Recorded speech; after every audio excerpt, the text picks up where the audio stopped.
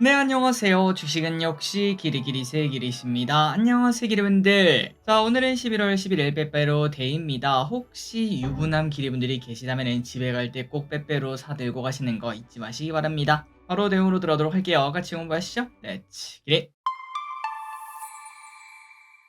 일단 이거부터 확인하도록 하겠습니다. 내일부터 청약을 진행할 예정이었던 미트박스 글로벌 결국은 상장을 철회했다고 합니다. 데이터가 많이 나빴다라는 소리겠죠. 그래서 상장을 철회하고 향후 내년에 다시 돌아온다고 하니까 그때는 좀 좋은 가격에 돌아왔으면 좋겠습니다. 내일 공모주 철회되었다는 거 다시 한 번 더 확인하시기 바랍니다. 첫 번째입니다. 돈나무 언니의 존버의 결과가 활짝 트럼프의 당선으로 테슬라가 급등하는 중이죠. 그리고 그러한 영향으로 돈나무 누나도 오랜만에 한박 웃음을 짓고 있다고 합니다. 대표 ETF죠. 아크 ETF는 지난 한 주 동안 11%나 상승했다고 하는데요. 이는 지난 1년 중에 최고 수익률이라고 하며 이 상승을 견인한 건 바로 테슬라와 팔란티어라고 합니다. 특히 테슬라는 아크 ETF 내 보유 비중이 13%로 가장 높은 비중을 차지하고 있는데요. 테슬라가 무려 지난주에만 30% 넘게 상승하면서 아크 ETF도 당연히 올라갈 수밖에 없었다고 합니다. 그리고 팔란티어도 많이 유명했죠. 호실적을 발표하면서 상승세를 이어나가며 오랜만에 돈나무 언니가 나 이제 시작이야. 금리 인하기에는 무조건 나다. 이러한 얘기를 한 번 더 꺼내고 있습니다. 과연 돈나무 언니는 계속 웃을 수 있을까요? 다음입니다. 트럼프 이야기 안 할 수가 없겠죠. 조금만 더 빠르게 보도록 하겠습니다.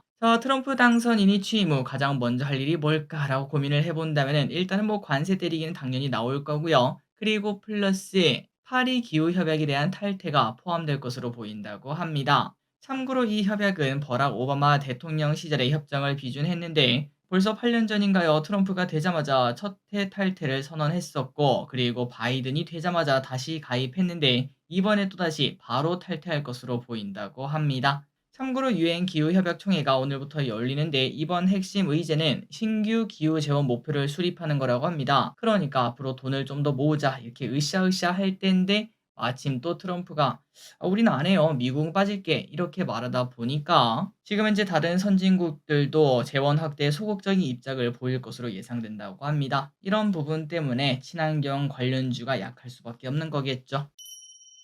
다음입니다. 한편 트럼프가 석유 생산량을 늘리겠다는 계획으로 석유업계가 환호하는 중인데요. 앞서 대통령 시절에서도 유가에 적극적인 개입을 했었는데 그런데 사람들이 기대하는 것만큼 석유 생산량이 빠르게 증가할 가능성은 크지 않다고 합니다. 그 이유가 뭔가 인플레 걱정 때문이었을까요? 바이든 정부 당시 규제에도 불구하고 이미 석유업계 생산은 많이 늘어났다고 합니다. 그리고 8월에는 하루 1340만 배럴이라는 기록까지도 세우기도 했었다고 하네요. 그러니까 지금 이제 더 늘리기는 하겠지만 드라마틱하게 늘리지는 않을 것 같고 거기다가 석유업계는 지난 몇 년 동안 부채가 증가했고 그러다 보니까 투자자들이 성장보다는 일단 수익이 먼저다 이렇게 얘기를 하면서 생산량이 늘면은 또 유가가 떨어지지 않겠습니까? 그렇기 때문에 생산량이 증가하기에는 쉽지 않은 상황이라고 합니다. 아니 길이 그러면은 유가 하락에 베팅하면 안 되는 거야 라고도 충분히 생각할 수 있는데요. 그럼에도 불구하고 중국의 수요 침체 오펙의 공급 증가 계획 등으로 인해서 유가가 추가 하락할 가능성은 충분하다고 합니다. 그러니까 어느 방향으로도 생각을 해도 유가가 상승하기는 좀 어렵다. 일단 이 정도는 깔고 갈 필요가 있겠네요. 다음입니다. 중국 관련 이야기 한번 보도록 하겠습니다. 지난주 중국 전인대 상무위원회가 열렸습니다. 강력한 부양책을 우리 모두 기대했으나 아쉬운 결과가 나타나며 왼쪽에 중국 증시를 보면은 살짝 올라갈 듯 말 듯 하는 모습을 보여주고 있죠. 자, 그러면 어떤 이야기가 나왔나? 지방 정부 부채 차환 투입 규모는 시장에서 예상했던 10조 위안에 부합했고, 그러나 부동산이나 소비 부양책에 대한 내용은 딱히 공개가 되지 않았다고 합니다. 구체적인 시행안이나 집행 규모 그런 것들을 원했지만 아직까지 나오지 않은 거죠. 그래서 결국은 아마도 12월에 논의될 것이다, 그때 나올 것이다 라는 얘기가 나오면서 살짝은 실망감이 나오고 있는데요. 하지만 그럼에도 왼쪽에 보다시피 아직 떨어지고 있진 않습니다. 그 이유는 정책의 공개 시점이 지연된 것이지 방향성이 바뀐 게 아니다 보니까 결국은 중국은 내년 초까지 부양책에 대한 기대감이 계속 나타날 거고 아마도 여기에 따라 내년 중국 증시는 상고, 하저 이러한 흐름이 나타나지 않을까라고 본다고 하네요. 그러니까 한번 예상 차트를 그려보자면은 최근 이렇게 급등했다가 오른쪽으로 기다가 쭉 올라가다가 내년 한 여름쯤 되면은 쭉 빠져서 오른쪽으로 기어가는 뭐 요런 흐름이 나타나지 않을까라고 볼 수 있겠습니다. 물론 부양책 규모와 경제 사정에 따라서 바뀔 수 있겠죠. 다음입니다. 비트코인 2억 아니 3억 간다고요.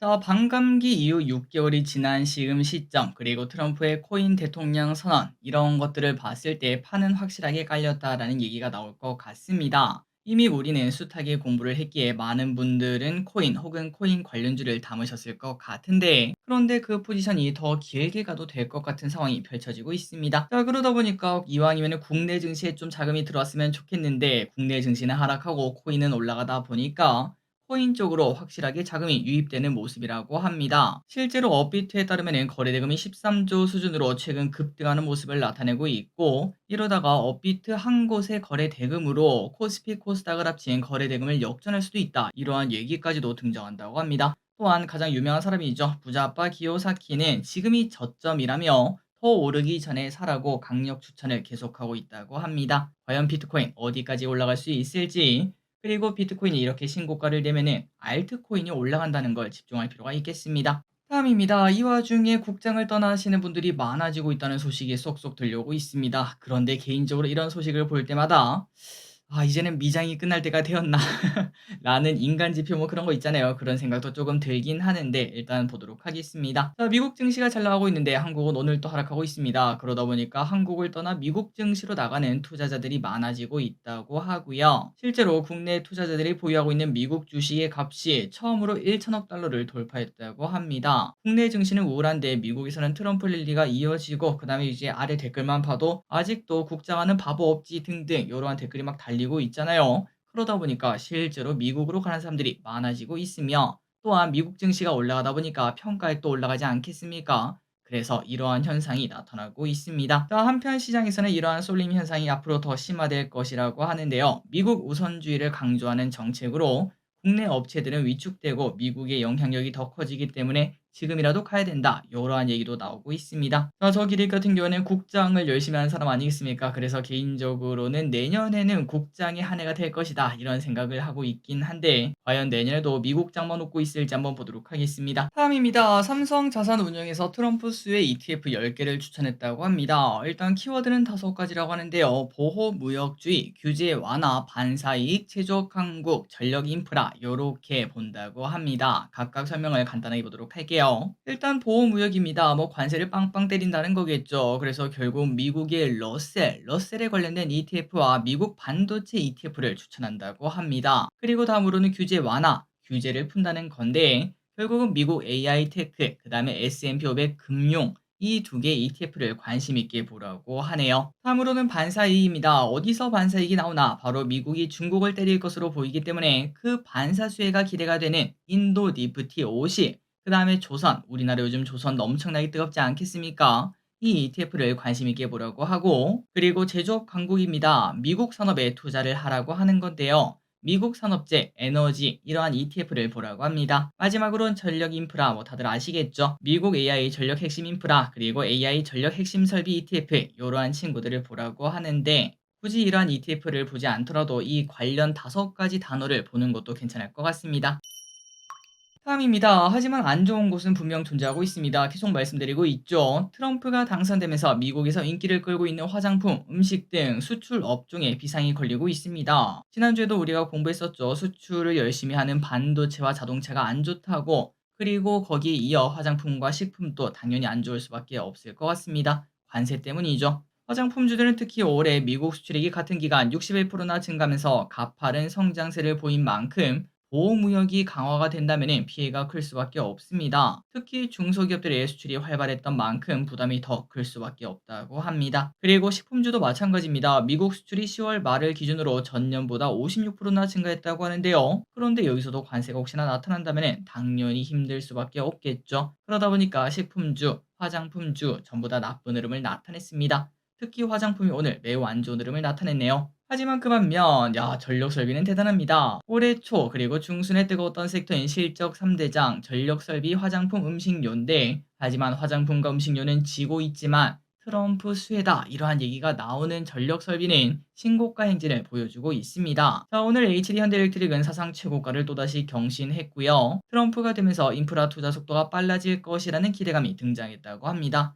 워낙 실적이 좋은 기업인데 트럼프까지 붙어버리다 보니까 또다시 역사를 써내고 있는 거죠. 자, 그래서 이제 이런 걸 봤을 때 돈이 있는 곳에서 투자를 해야 된다라는 걸 한 번 더 느낄 수 있습니다. 당분간은 트럼프의 수혜에 기대감 있는 기업들을 꼭 보고 트럼프가 만약에 당선이 되면 안 좋다 이러한 얘기가 나오는 기업들은 내년 초에 취임식이 있지 않겠습니까? 그때까지는 조심할 필요가 분명히 있습니다. 다음입니다. 오늘 2차 전지가 다 하락하는 와중에 강한 녀석이 두 개가 있습니다. 바로 LG엔솔과 LNF인데요. 둘 다 공통점은 바로 테슬라 향이라는 특징이 있습니다. 또한 LG엔솔이 이번에 또 호재가 나왔습니다. 스페이스 X 배터리를 공급한다라는 얘기까지 나타나며 진짜 생각지도 못한 호재겠죠. 그러다 보니까 투자들 사이에서는 2차 전지라도 테슬라 향은 다르다 이러한 논리가 완성되었다고 합니다. 자, 여기도 마찬가지입니다. 트럼프와 테슬라의 시대가 계속 이어지는 모습입니다. 내년 초 취임식 전까지는 계속 지켜볼 필요가 있겠습니다. 다음입니다.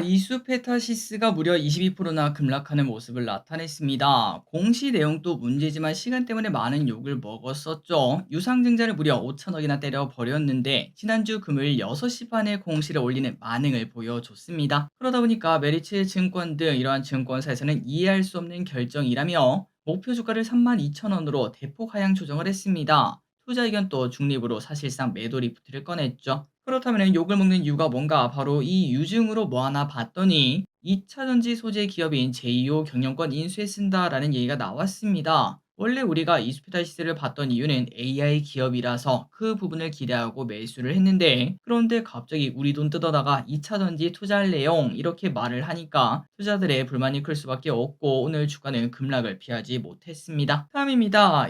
결국은 모건 스탠리 말이 맞았습니다. 정확한 통계는 모르겠으나 개인적으로 외국계 리포트가 국내 리포트보다는 더 정확하다는 느낌을 받고 있습니다. 지난번 반도체도 결국 맞았죠. 이제 반도체 겨울이 온다고 했고 실제로 지금까지 계속 주가는 하락하고 있습니다. 그리고 셀트리온도 마찬가지였습니다. 다들 셀트리온 좋다고 할 때도 모건 스탠리는 2주 전인가요? 그때 셀트리온의 목표 주가를 16만 원으로 낮추기도 했었죠.